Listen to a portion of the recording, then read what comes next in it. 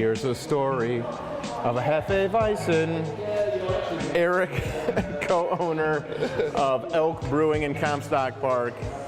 Tell us the story of your Hefeweizen.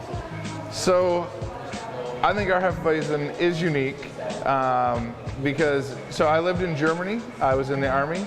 I lived there for about 4 years, and I fell in love with Hefeweizens. And if you're going to fall in love with a Hefeweizen, it's definitely the place to do it. So got there, learned that this is what a Hefeweizen is supposed to taste like. I moved back to the United States, and every time I got a Hefeweizen, it was crystal clear, looked more like a Pilsner than a Hefeweizen. And so I said, when we open up, that is one of the beers that I have to have, is a true Hefeweizen. First, thank you for serving our country and serving Hefeweizen. Yeah, thank you. My mother is a fine Bavarian woman. I too have been in the southern part of Germany, and there is something very special about a Hefeweizen. Yes. However, yours is a little different from the traditional Hefeweizen, right? It is. I mean, you can't make it so. The thing with Germany is they actually have yeast strains that have been going from generation to generation. So we're not privy to that information or that yeast. They have their purity laws, right? Yes. Okay. So we don't have that, but we do have really good yeast here, and we have found a really good Hefeweizen yeast that we love. And so what we do is when we brew this beer, we actually never take it off the yeast. We will, right before we keg it or anything, we drop the yeast off the tank and we keg it. So when you first get this beer, I mean, it's really milky. It is supposed to be cloudy. It's supposed to give you that great banana clove flavor. And that is what makes a Hefeweizen so special, and that is what we are going for here, and that's, yeah.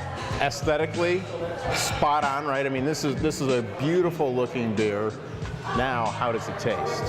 I think it tastes pretty darn good. Let's give it a whirl. All right.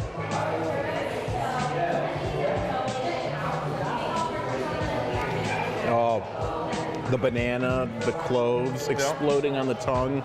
There's something about a lightness on the tongue as well. Yep. How did you achieve this? One of the big things that people that don't realize is that we don't add any bananas and we don't add any clove.